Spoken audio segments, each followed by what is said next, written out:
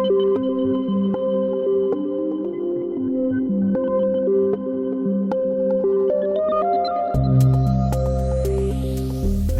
is 6 Minutes, the seriously international daily newscast. It's Wednesday, March 26th. I'm Jacob Shropshire. And I'm Rebecca Bonthius. It's a rainy evening in Padang, Indonesia, while those in Ottawa, Canada can expect a cold and cloudy day. Here at the World Crunch newsroom in Paris, it's a cool and gray spring day. These are the latest headlines.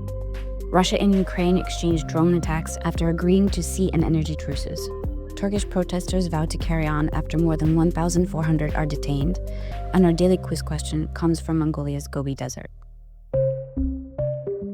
Our top story today is the hundreds of Palestinians who rallied in northern Gaza on Tuesday, demanding an end to the war with Israel and chanting anti-Hamas slogans. Social media posts show this rare public show of opposition to the militant group. The crowd gathered in Beit Leah a week after the Israeli army resumed its intense bombing of Gaza following nearly 2 months of truce. While Gazans may be showing some resistance to Hamas, the conversation about pro-Palestine protests around the world has brought conversations about anti-Semitism to the forefront. Ahead of Israeli Prime Minister Benjamin Netanyahu's conference on combating anti-Semitism, which starts today in Jerusalem, historian Anna Foa writes in Italian daily La Stampa that the event includes many ideological errors to those who sent Jews to extermination camps less than a century ago. While the conference includes members of the Israeli leadership, the European far right, and American evangelicals, notably missing are important rabbis and leading members of major European and American Jewish institutions who have declined the invitation. She writes that what we are witnessing seems to be a shift by the Israeli right, the overshadowing of the memory of the Holocaust, except when needed for propaganda purposes, and the creation of a far-right alliance that is explicit and firmly grounded in shared principles and agendas. In short, it is the rejection of democracy and the rise of racism, even when it is cloaked in the convenient language of fighting anti-Semitism. Moving to Ukraine, where officials reported on Wednesday that Russia had launched an overnight drone attack on the region of Mykolaiv and also struck Kryvyi in what they described as the war's biggest drone attack on the city. Russia's defense ministry said units destroyed 9 Ukrainian drones overnight, including 2 over the Black Sea. This comes as the US reached separate deals on Tuesday with Kiev and Moscow to pause their attacks at sea and against energy targets. But it wasn't made clear how or when the Black Sea maritime security deals would start. And in Turkey, anti-government protests said they will keep up the campaign of demonstrations triggered by the jailing of Istanbul's opposition mayor. That is despite mass arrests that saw more than 1,400 people detained, including journalists, students, and lawyers. President Recep Tayyip Erdogan said on Tuesday that the path protesters have taken is, quote, a dead end, and urged patience and common sense amid what he described as very sensitive days.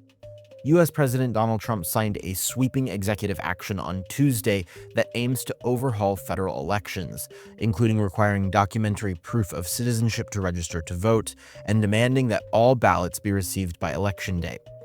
Experts are warning the move could disenfranchise millions of potential voters, as an estimated 9% of U.S. citizens of voting age, or 21.3 million people, do not have proof of citizenship readily available. Now, let's take a look at what the international press is covering. Slovak daily newspaper Denik N dedicated its front page today to the emergency situation the government issued on Tuesday after an outbreak of foot and mouth disease among cattle.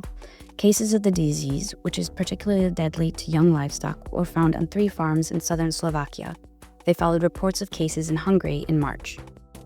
Much of the Korean press is covering wildfires ravaging South Korea's southern regions, which have killed at least 24 people and injured more than 20.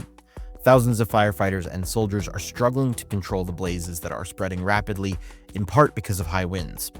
Some 27,000 people were forced to evacuate as flames tore through neighborhoods and razed hundreds of structures, including the more than 1,000-year-old Gunsa Temple in Uisong. In Thailand, Prime Minister Paetongtarn Shinawatra breezed through a no-confidence vote in Parliament on Wednesday, defeating a challenge from opposition parties. The process involved a 2-day debate that included opponents accusing her of being a puppet of her father, billionaire ex-premier Thaksin Shinawatra, and questioning the 38-year-old's experience. In the vote, Thailand's youngest premier won the backing of 319 out of 488 lawmakers present. We're closing things out today with our daily quiz question, which comes from Mongolia.